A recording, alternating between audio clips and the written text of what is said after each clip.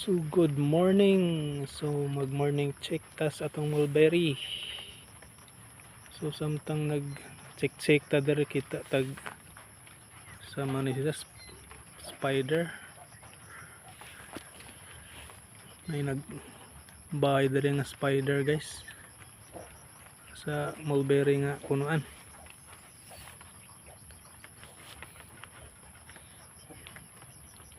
So daghan na pog mga red diri nga dapita guys. So nakakaang ni sila no.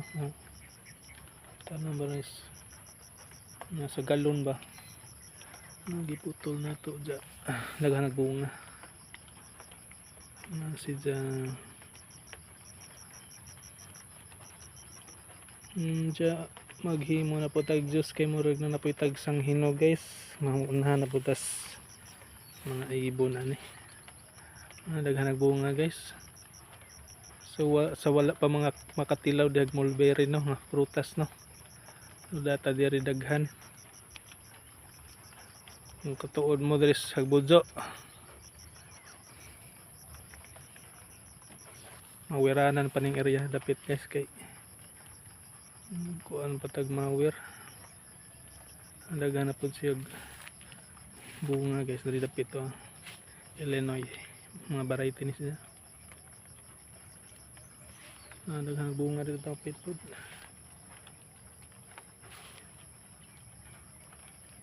Na pud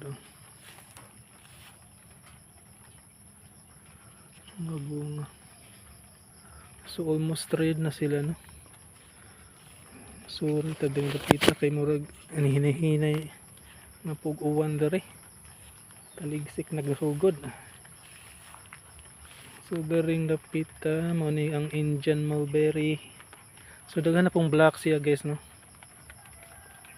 Katong gustong mo tilag mulberry diha.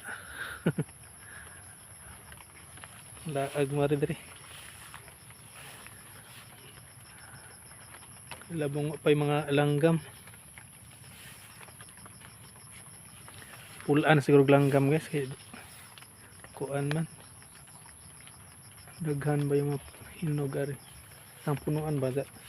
Nagdungan sila hinog kay pamunga kay aw manggi gikas abitag pruning tanan.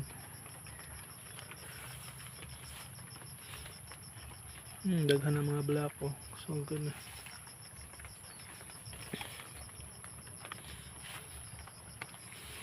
Diyan mo ni si katong Australian mulberry tagsarag bunga guys.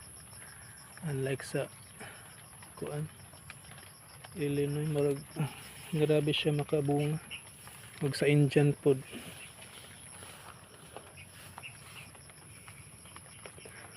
Diyan kung papilion ko asa nga variety may nindot or lami kanon. Para nako ang kuan Indian ug Illinois mulberry. Aga ni sa diyang Illinois mulberry guys, crunchy ni sila kanon. Aga tong Indian murag juicy ba, murag chicken joy.